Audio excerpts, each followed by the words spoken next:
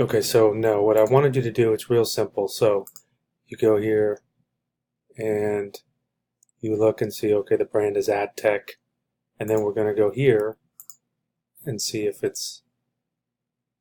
they're at this show, which they're probably not. So there's ad.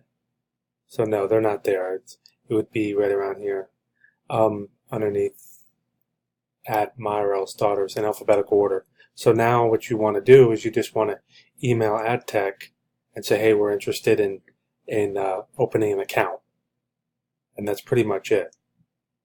Also, I gave you some other ones early on, like a few weeks ago, at least a few weeks ago, to contact. Yeah, the one I gave you a few weeks ago had Saucony on it, and it had Spanx, SPANX. I don't know where that spreadsheet is.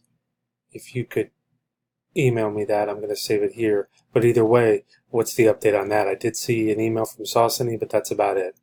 That's all I've seen. Let me know. Thanks.